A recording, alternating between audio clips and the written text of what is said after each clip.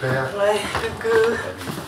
Ça va. Putain, non, mais pour la série Netflix, là, j'étais... On n'est pas passé loin, hein. Putain, on était plus que deux, quoi. Mais je pense que d'avoir mis la barbe, c'était vraiment ça qui m'a fait passer tous les tours, déjà, tu vois. Si j'avais pas eu la barbe, il m'aurait même pas rappelé, je pense. Après, moi, ce que je me demandais, c'est sur des rôles de mecs cis, à quel moment vous pensez que moi, je peux commencer à passer des rôles de mecs juste parce que c'est mon âge ou mon profil On va voir. Là, sans se poser la question de trans ou pas trans, tu vois.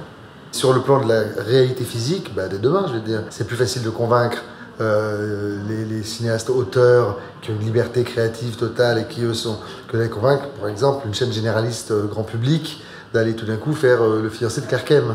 Ça, c'est pas gagné. Ouais, faut accepter que ça prenne un peu de temps. Oui, mais un peu de temps. Il y a peut-être 15 ans, je t'aurais dit, oh, beaucoup de temps. Mais aujourd'hui, je dis un peu de temps parce que la société évolue vite. Après, il faut juste que les gens qui t'ont connu, qui sont allés t'applaudir sur scène, qui t'ont vu jouer artistiquement, retrouvent la même confiance sur le garçon que tu es désormais. Salut.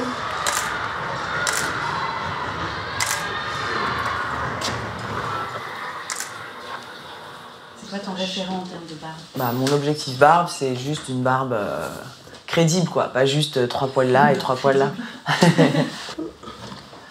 Ouais, du coup, là, c'est pour le site de l'agence où moi, il me passe en comédien, là. Donc, et donc, c'est qu'il y ait des photos de moi où on puisse se dire... oui, d'arriver à se projeter. Ouais, voilà, se projeter vraiment sur une certaine masculinité. C'est ça. Et pendant que j'y suis allée juste 5 jours à Cannes, et il y a ma vidéo qui est sortie de Coming Out, où il y a eu un engouement, je dirais, des médias, de parler du truc. J'ai fait un petit truc sur M6 qui était vraiment horrible. Pendant l'interview, je lui ai dit, il me dit, est-ce que vous avez pas peur qu'on vous donne que des rôles de mecs trans? Bah non, si j'ai que des rôles de mecs trans, ça veut dire déjà qu'il y a des rôles de mecs trans, donc ça donne une visibilité, donc c'est cool.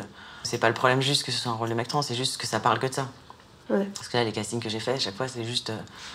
on dirait que toute leur existence ne tourne que autour de ça. Enfin, ce qui est débile, parce que tu peux aussi être flic, médecin, mais ça, ils l'ont passé, ça. Et ça, ils l'ont pas passé. Et à la place, ils ont mis, tu sais, genre après, ils ont fait les sales plans de coupe, tu sais, où t'es genre sur la croisette, tu regardes au loin, et il y a la mer qui se reflète dans tes lunettes. Et, tout. Et là, il y a la voix off qui fait... son plus grand désir, que des réalisateurs fassent appel à lui pour lui donner des rôles d'hommes. Ça faisait pauvre mec qui fait sa transition, qui a vraiment un problème, qui veut juste pour jouer des rôles d'hommes, tu vois. Alors, si j'avais une question. Vas-y. Si tu changes d'avis,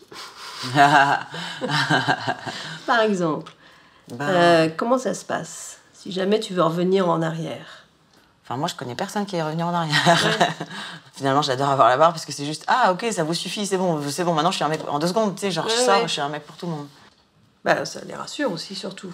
Ça les remet dans des codes qu'ils connaissent. Voilà. À chaque fois, ça me fait halluciner comment ça se voit pas, quoi. Bogdan, t'es prêt?